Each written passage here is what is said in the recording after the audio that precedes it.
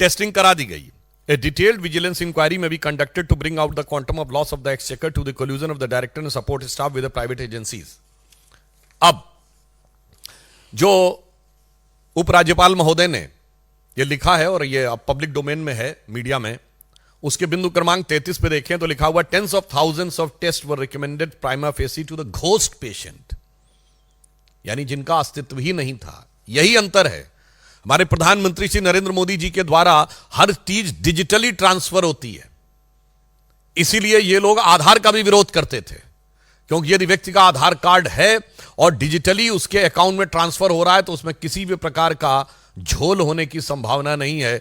पर यहां पर फिर empirical data proving entry of the fake mobile numbers, blank mobile numbers of the fictitious patients, fake attendance of the doctors and fictitious data of the patient established with a widespread corruption, manipulation of the documents, forgery of the record with the sole intention to loot the government exchequer and extended under the benefit of the private parties operating at AAMC as well as the dispensaries, polyclinic and hospitals of the Delhi government.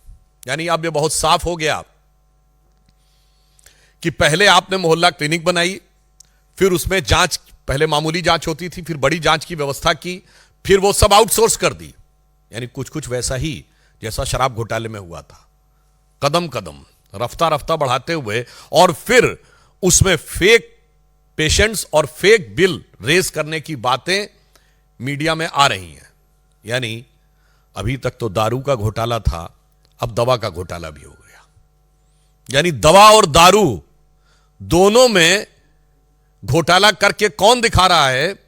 स्वघोषित Bharat Ratna विभूषित, जिन्होंने अपने को ही भारत रत्न दे रखा है कट्टर ईमानदारी का। तो मैं कह सकता हूं कि विपक्षना के ध्यान से लेकर और चुनाव प्रचार तक की समस्त नाटकीयता के मध्य कट्टर ईमानदारी का यह किरदार पूरी तरीके से तार तार हो गया है। अब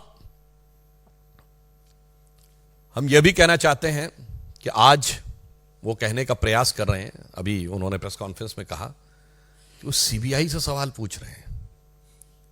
साहब, बवाली अब सवाली बन गए, जिन्होंने राजनीति की शुरुआत ही, अब ये मैं बवाली शब्द ऐसे नहीं कह रहा हूं, ये बताइए, आप सबने देखा था ना कि सीढ़ी लगाकर तार काट रहे थे, यह नेता का किरदार है।